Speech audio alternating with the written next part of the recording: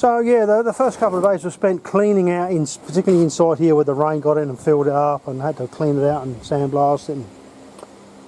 And anyway, so on to the next stage is this return, the bend on the end of the coaming. I built that structure before the wet started, but now I've come back and cleaned up, and I'm starting to put these radius plates on. You can see them here, and there's the other ones that are already in place on the top of the seat there to give it a nice rounded edge.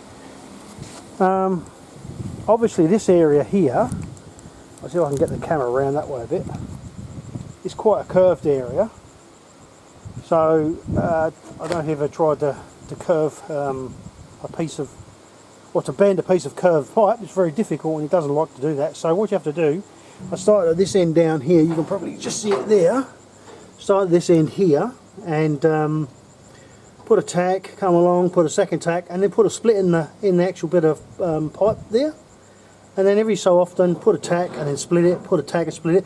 That allows me to bend, slowly cut it and bend it and tack it all the way around to follow the shape of the plate below it.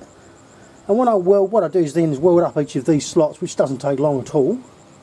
And once that's done, it's ground off, it actually looks really nice. And you can see from, from this one over here I did last year, you can see that it comes out with quite a nice effect. It's not too bad at all.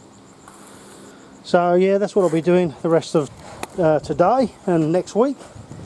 Well, sorry, the rest of this week and this weekend to finish off these curved sections, and then I'll fill in this area with a top plate and then fill in the back of that coaming there. And once I've done that, cleaned and painted it, that's this rear section of the whole structure finished just about. Then I'll move on to cleaning up. You can see the transom's got a bit rusty where I finished it in the end of the last wet season. That transom will be all cleaned up, sandblasted, and I'll round all the sharp edges over, look for any pinholes or pits in the welds, tidy them up, and then I'll paint that, and that'll be that section finished. And once we've got to that point, then we can move on. So from there, I'll be moving on to, I'll just take you around here. From there I'll be moving on to putting the chain plates, which is the stainless steel bars that come up through the deck that are made for connecting the cables for the mast, all the rigging. So you've got steel plates that come up obviously vertically through the deck. They have bolt holes through them and everything bolts to these plates, and that's how you actually install and tension up the mast. So these plates will be some on this deck, on this area here, obviously some right at the front of the boat up there, some on the other side and some at the back, and that's the next job after finishing the coamings.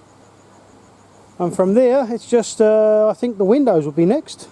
What I'll do after that, this inner side of the pilot house just here, I'll cut out these side windows each side, and I'll also do put the framework in. I'll take you around to the front of the pilot house.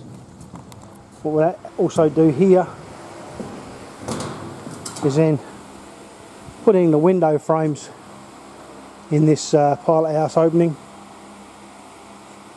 and get it ready to put the framework and have windows fitted. And that'll keep me busy for the next few weeks, I'd say. Once we've got that done, I'm hoping to get all of this top surface. You can see there's still a lot of rust built up on the top surface, just coming through the paint now. That'll all be sandblasted and cleaned back and painted again, ready for this next wet season. And finish up at the front there, rather the bow sprit when it comes up. And that's about it for now.